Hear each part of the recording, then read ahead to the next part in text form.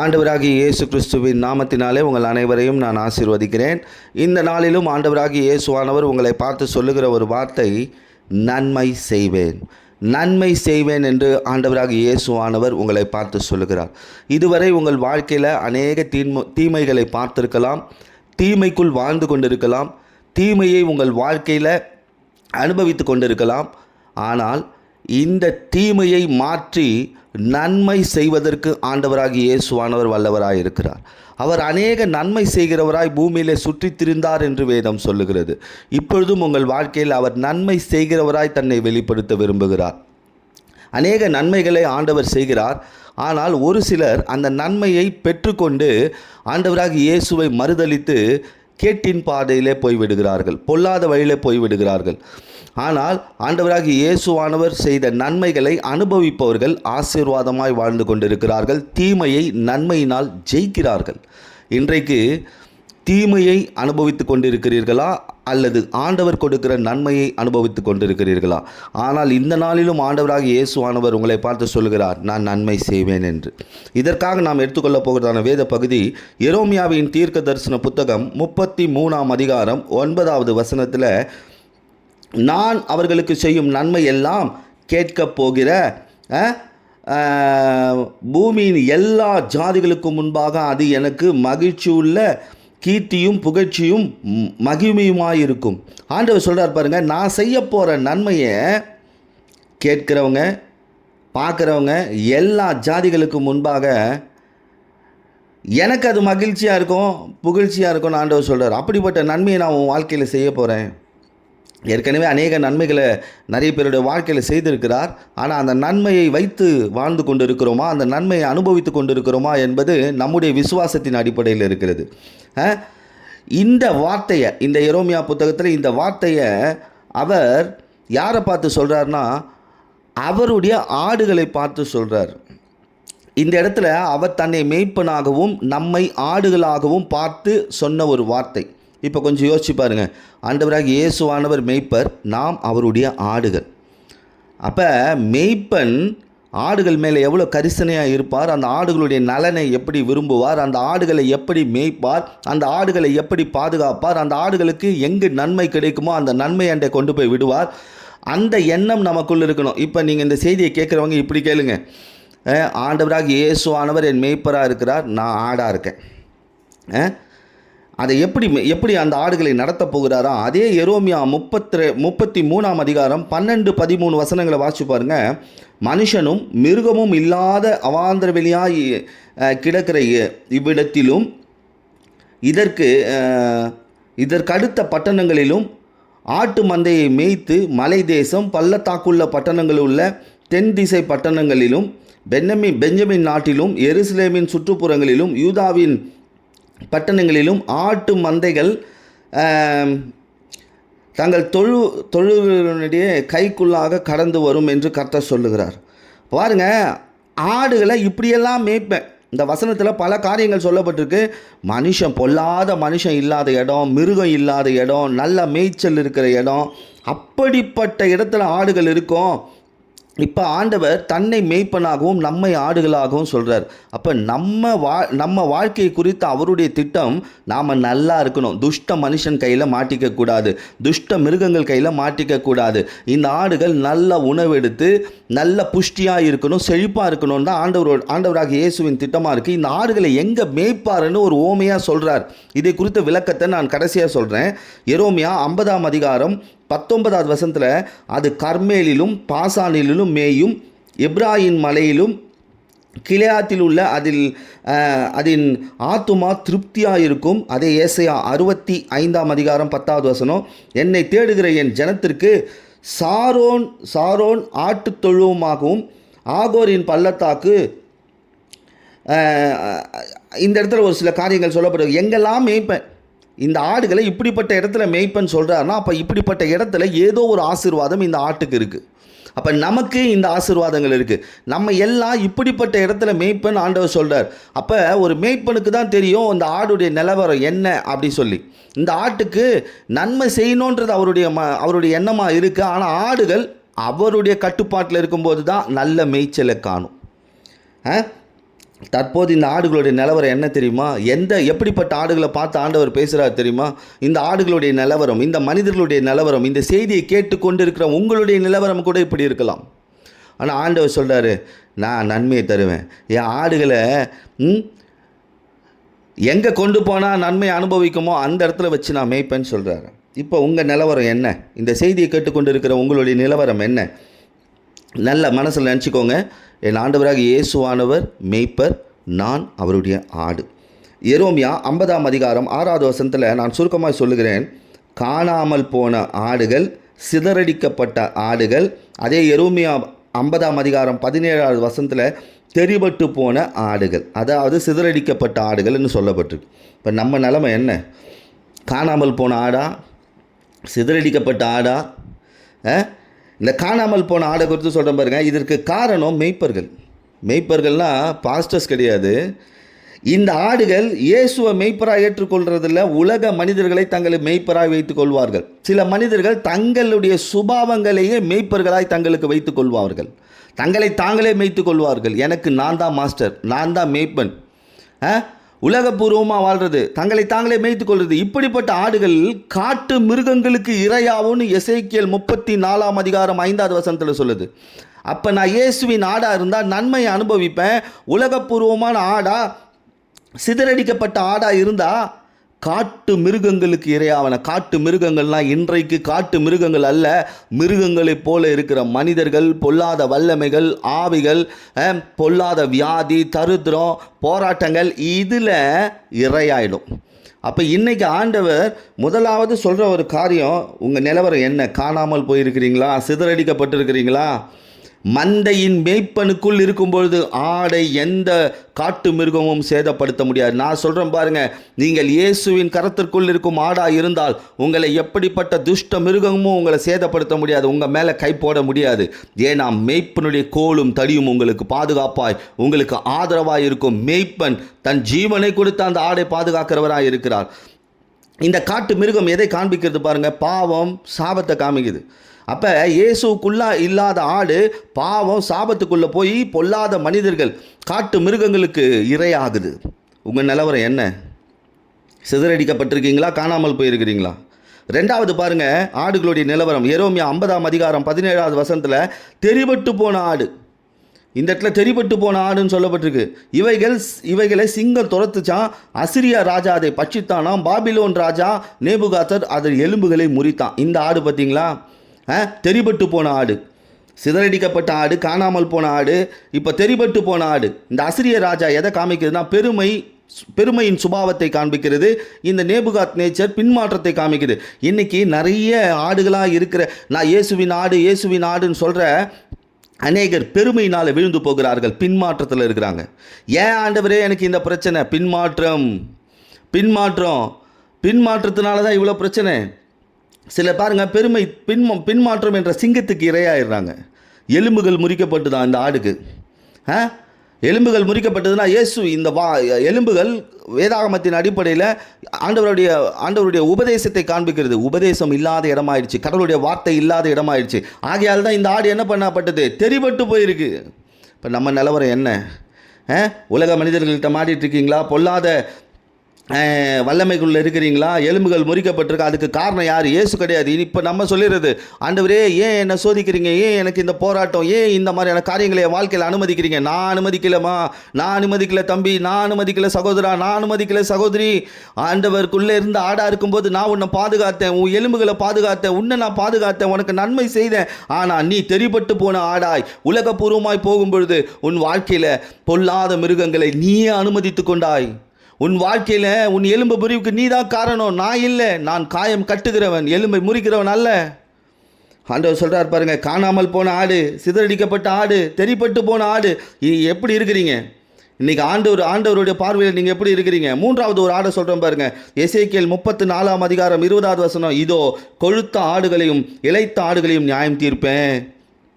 பாருங்கள், இங்கே 2 விதமான ஆடுகள். இதில் கொழுத்த ஆடுகளை நியாயம் தீர்ப்பேன்னு சொல்கிறாரு. ஏன் தெரியுமா? இந்த ஆடுகள் என்ன செய்யும் தெரியுமா? ஆண்டவருக்குள்ளே இருக்கும்போது இளைத்ததாக இருக்கும், ஆண்டவருக்குள்ளே வந்த பிறகு கொழுத்ததாக இருக்கும். கொழுத்து தன்னுடைய தேவை முடிந்த பிறகு ஆண்டவருக்கு பாய் சொல்லிடும். ஆண்டவரே போதும், நான் வந்த வேலை முடிஞ்சது, உங்களால் ஆக வேண்டிய வேலை முடிஞ்சது, போதும். இந்த ஆடு இதை நியாயம் தீர்ப்பேன்னு சொல்கிறாரு. எசேக்கியேல் 34:18-19 இந்த கொழுத்த ஆடு என்ன பண்ணுமா, மேய்ந்த பிறகு மீதியானதை மிதித்து போடும், தண்ணியை குடிச்சிட்டு தான் காலால் கலக்கி விடுமா. அந்த வசனங்களை நீங்கள் வாசித்து பார்த்தாலும் அப்படி சொல்லப்பட்டிருக்கு. அப்போ எப்படின்னா, மேய்ச்சலின் மிகுதி. ஆண்டவர் என்னை அபரிவிதமாக எனக்கு கொடுத்துட்டார். சாப்பிட்ட பிறகு என்ன பண்ணுறது, சாப்பாட்டுடைய அருமை சாப்பாடு இல்லாத போது தான் தெரியும். அந்த சாப்பிட்ட சாப்பாடை மிதிக்குமா, தண்ணி குடித்த பிறகு கலக்கி விட்டுடுமா, மற்ற ஆடுகள் சாப்பிட முடியாதபடி செய்திடும் தன்னுடைய உணவை. இந்த கொழுத்த ஆடுகள் செய்யும் வேலை குடும்பத்தில் குழப்பத்தை பண்ணும், தேவ சபையை குழப்பி விட்டுடும், சபைக்குள்ளே இருக்கிற விசுவாசிகளை குழப்பிடும், தான் குடும்பத்தையே குழப்பிடும். கடைசியில் என்ன நடக்கும் தெரியுமா, ஆண்டவர் குழப்புகிறவர்களை குழப்பிடுவார். நான் சொல்கிறேன் பாருங்க, குழப்புகிறவர்களை ஆண்டவர் குழப்பிடுவார். இன்றைக்கி எப்படிப்பட்ட ஆடாக நாம் இருக்கிறோம். அது மட்டும் இல்லைங்க, இந்த கொழுத்த ஆடு என்ன பண்ணுமா, எசேக்கியேல் 34:21 பக்கத்தில் வந்து கொம்புகளால் இடித்து தள்ளுமா. இன்றைக்கி உங்கள் நிலவரம் எப்படி இருக்குது? இந்த கொம்பு எதை காண்பிக்கிறது தெரியுமா, அதிகாரத்தை காண்பிக்கிறது. அதிகாரத்தை வைத்து தள்ளுவது. இப்போ இன்றைக்கி இந்த ஆடுடைய நிலவரம் என்ன? ஆண்டவர் சொல்கிறார், நான் நன்மை செய்வேன். நீ எந்த நிலைமையில் இருக்கிற? காணாமல் போயிருக்கிறியா, சிதறடிக்கப்பட்டிருக்கிறியா, தெரிபட்டு போயிருக்கிறியா, இல்லை கொழுத்து போயிருக்கிறியா? நான் மேய்ப்பனாக இருக்கிறேன், உன்னை நான் எப்படி பார்த்தேன்? இந்த மேய்ப்பனாகி இயேசு உங்களை எப்படி நடத்தினார்? காணாமல் போகும்படியா, இல்லை தெரிபட்டு போகும்படியா, இல்லை கொழுத்த பிறகு சபையை உதறி தள்ளும்படியா, கடவுளுடைய வார்த்தையை உதறி தள்ளும்படியா? பாருங்க, இந்த 3 ஆடுகளுடைய நிலவரம் பார்த்தீங்களா? மெய்ப்பனுடைய கைக்குள் இருக்கிற வரைக்கும் இந்த ஆடுகளுக்கு பிரச்சனை இல்லை. மெய்ப்பனுடைய கரத்தை விட்டு போன பிறகு இந்த ஆடுகளுக்கு வந்த பிரச்சனை பாருங்கள், சிதறடிக்கிற நிலைமை, காணாமல் போகிற நிலைமை, கொடிய காட்டு மிருகங்கள் மத்தியில் மாட்டிக்கொள்கிற நிலைமை, பொல்லாத வல்லமைகளுக்குள்ளே மாட்டிக்கொள்கிற நிலைமை, முறிக்கப்பட்டு வாழ்க்கை முறிக்கப்படுகிறது, பொல்லாத வல்லமைகள் இவர்கள் மேல் ஆளுகை செய்கிறது. அதே போல் தன்னுடைய ஆசீர்வாதம் நிறைவான பிறகு மற்ற கலக்கிற காரியம் பாருங்கள், ஆட்டுடைய நிலவரம். ஆனால் இப்போ ஆண்டவர் சொல்கிறார், நான் நன்மை செய்வேன். இந்த காணாமல் போன ஆடுகளையும், தெரிப்பட்டு போன ஆடுகளையும், எலும்பு முறிக்கப்பட்ட ஆடுகளையும், கீழே விழுந்து கிடக்கிற ஆடுகளையும் ஆண்டவராக இயேசுவானவர் மேய்க்க போகிறேன்னு சொல்கிறாரு. மறுபடியுமா நான் உன்னை மேய்ப்பேன். எங்கே மேய்ப்பேன்னு ஏற்கனவே சொல்லியிருக்கேன். சில இடங்களை சொன்னேன். எந்த இடத்துல இந்த ஆடுகளை நான் மேய்க்க போகிறேன், இதோடைய ஆவிக்குரிய அர்த்தங்களை பார்க்க போகிறோம். இன்று விசுவாசியுங்கள், என்னை ஆண்டவர் மேய்க்க போகிறார். இனி நான் உலகத்தில் அல்ல, காணாமல் போன ஆடு அல்ல, சிதறடிக்கப்பட்ட ஆடு அல்ல, தெரிபட்டு போன ஆடு அல்ல, பொல்லாத வல்லமைக்குள்ளே வீழ்ந்து போயிருக்கிற ஆடு அல்ல, நான் கொழுத்த ஆடு அல்ல, மற்றவர்களை முட்டி தள்ளுகிற ஆடு அல்ல. இனி மேய்ப்பன் இயேசுவின் ஆடு நான். என்னை அவர் எங்கே மேய்க்க போகிறாரோ, அதே எரோமியா 50:19 நாம் வாசித்தோம், கார்மேலிலே மேய்க்க போகிறார். இந்த கார்மேல் அப்படின்னா என்னன்னா, கனிதோட்டம் என்று அர்த்தம். கனிதோட்டம். அப்போ இனிமே ஆடுகளாகிய நம்முடைய வாழ்க்கை கனி நிறைந்ததாய் காணப்படும். இதுவரை கனி நிறைந்த வாழ்க்கை இல்லை, இனி கனி நிறைந்த வாழ்க்கை வாழ்வீர்கள். இனி உங்கள் வாழ்க்கையில் கனி நிறைந்த ஒரு வாழ்க்கை. ஆடுகள் பாருங்கள், ஆடுகளுடைய வாழ்க்கையை எப்படி ஆசீர்வதிக்கிறார் பாருங்கள். இந்த கர்மேலிலே மேய்ப்பெண்ணா, இனி கனிதரும் வாழ்க்கை நீ இருப்ப. இந்த கனிதரும் வாழ்க்கையை குறித்து கலாத்தியர் 5:22-23 நான் சுருக்கமாய் சொல்லுகிறேன்.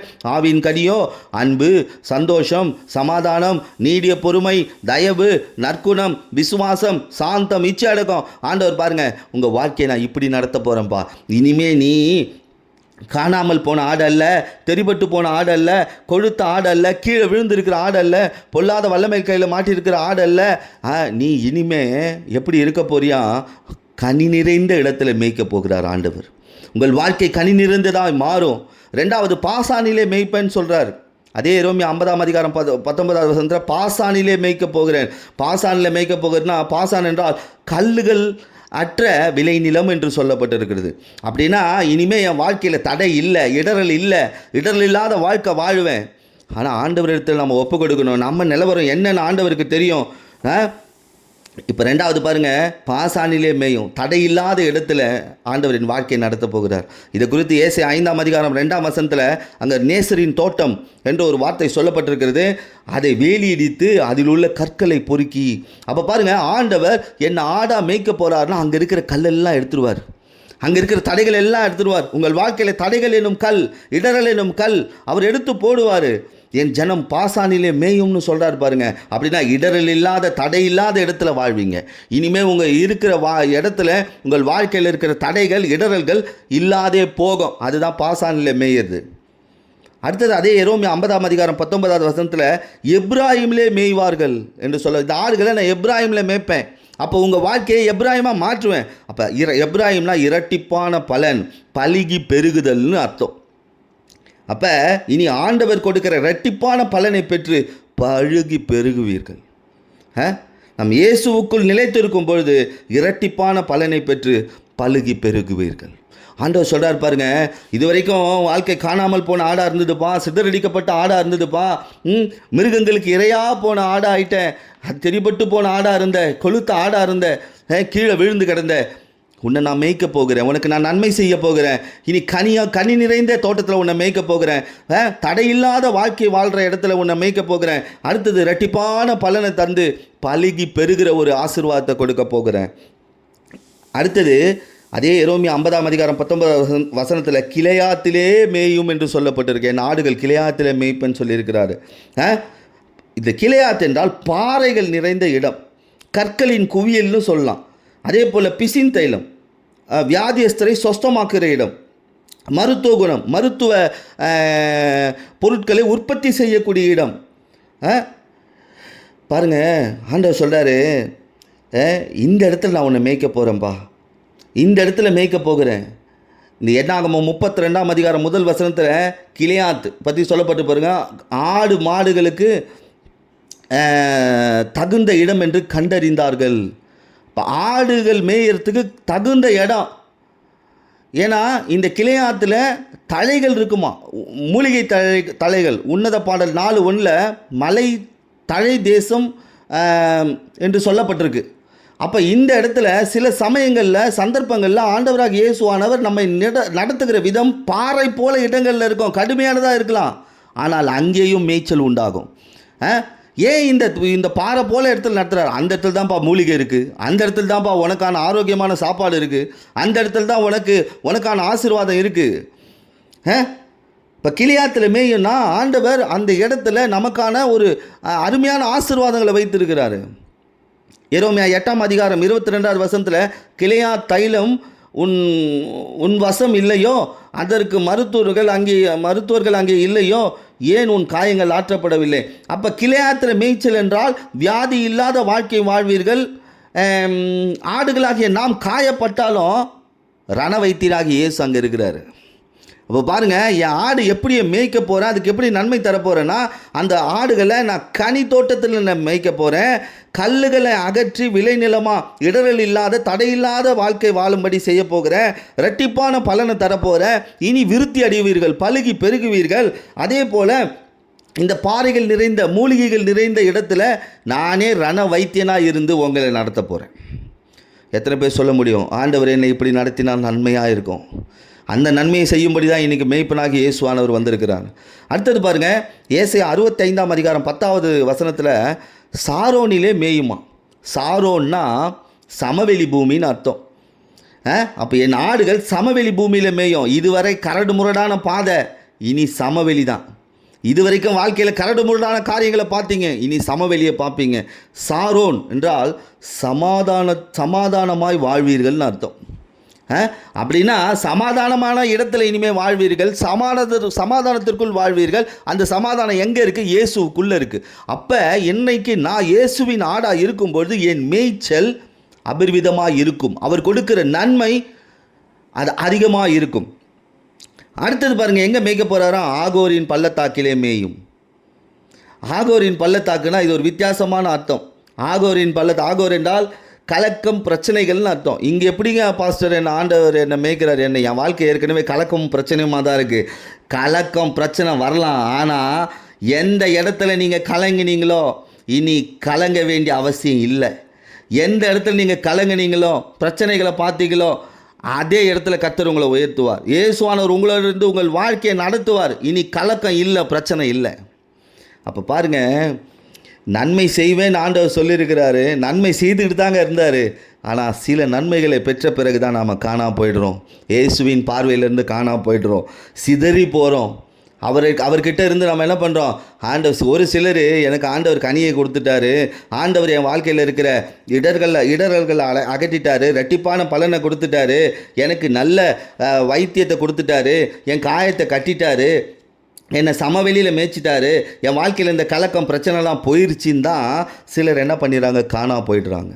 சில காணா போன ஆடுகள், சில ஆடுகள் தெரிபட்டு போகுது, ஆனால் அதோடைய விளைவு என்னன்னு தெரியாது. இந்த காணாமல் போன ஆடு, தெரிபட்டு போன ஆடு, இந்த கொழுத்து போன ஆடு, இது எங்கே போகும்?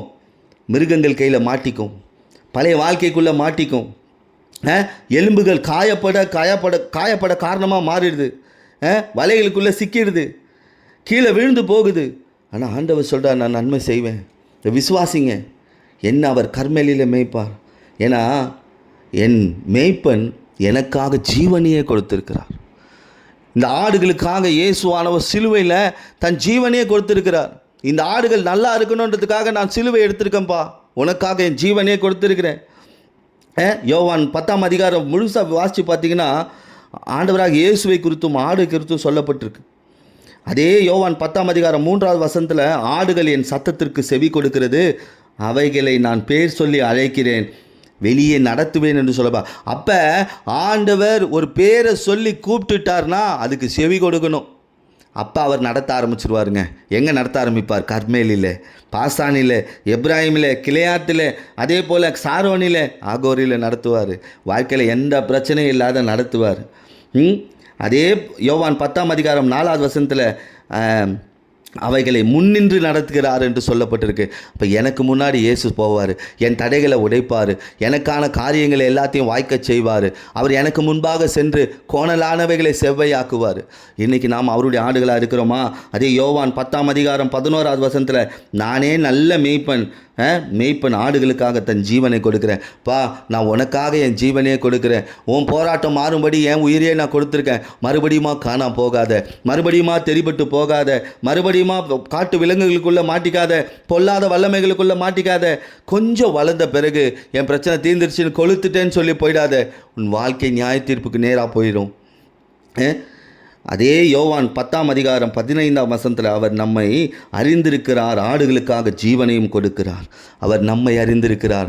மனிதர்கள் அறிந்திருக்கிறார்களோ இல்லையோ, அவர் நம்மை அறிந்திருக்கிறார்.